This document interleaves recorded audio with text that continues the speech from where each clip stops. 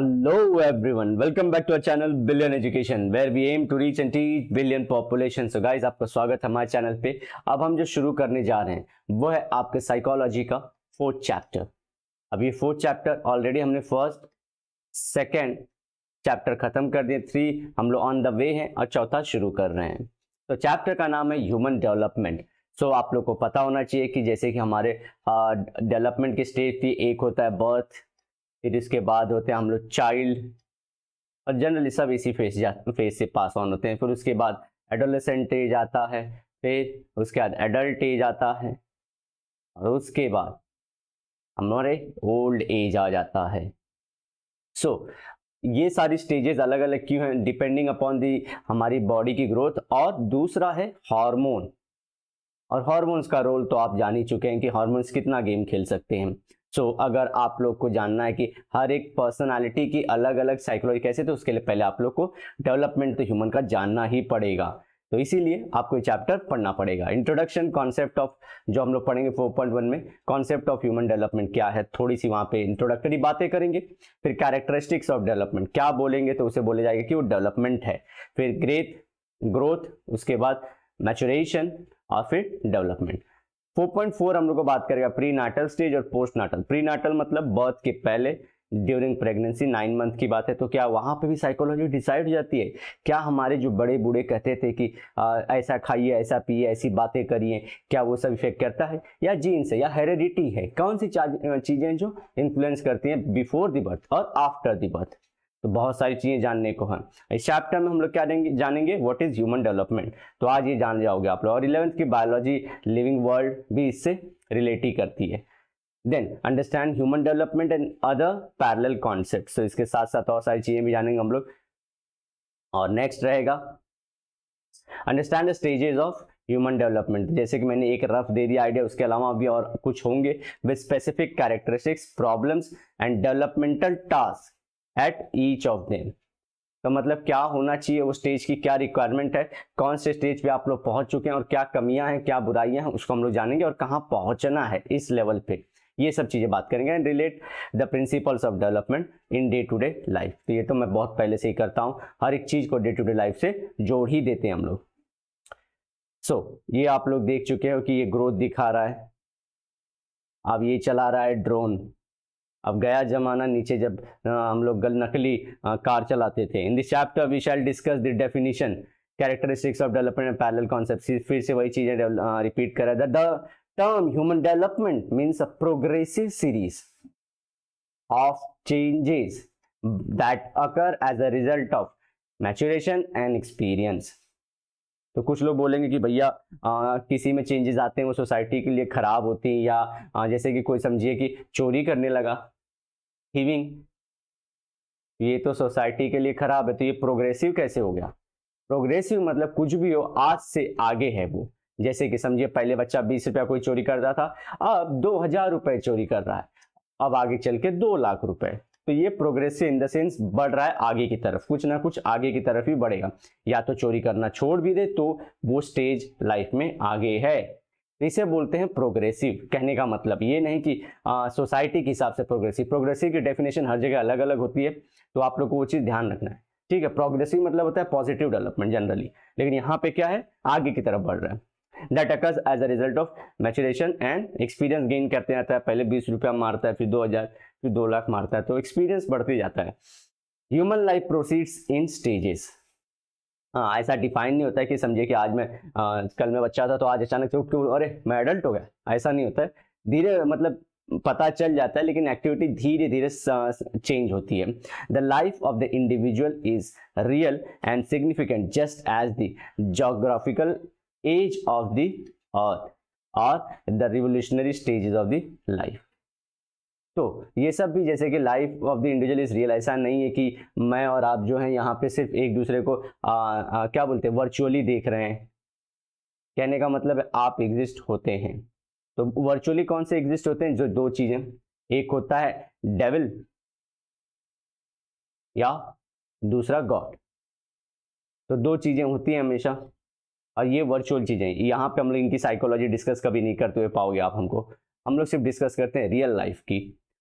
और जैसे कि अर्थ की देखिए, अर्थ की पिछले कई सालों से लाइफ रही है ऐसे, तो वो दिखता है, वो प्रूफ होता है। इसी तरह इसको प्रूफ कर सकते हैं, गॉड एंड डेविल की हम लोग नहीं प्रूफ कर सकते। Each stage is distinguished by the dominant feature, a leading characteristics which gives the period its coherence and its unity and its uniqueness।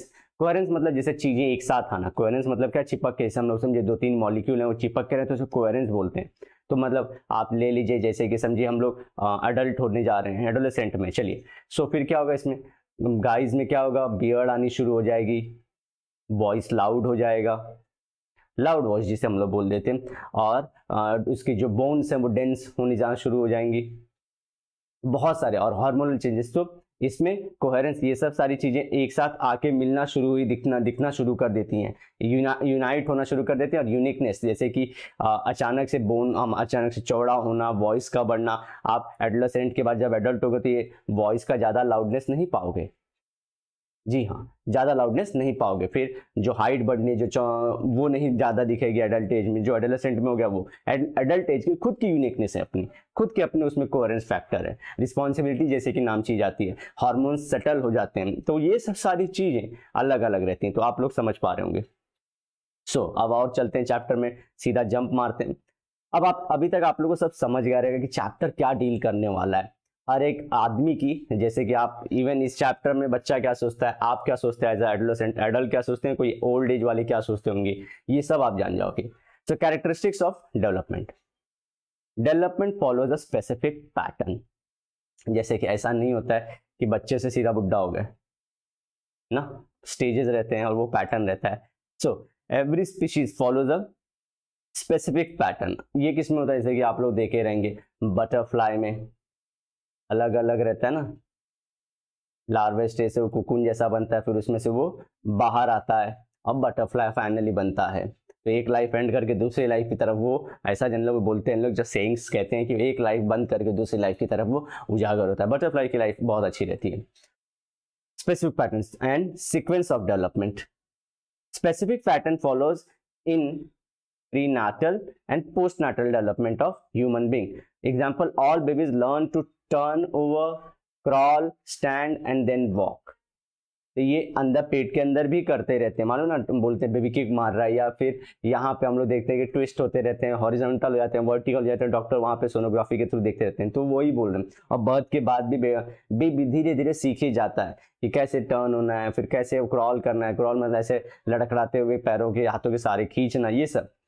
So they may skip a particular stage, but in order, the order or the pattern will remain the same.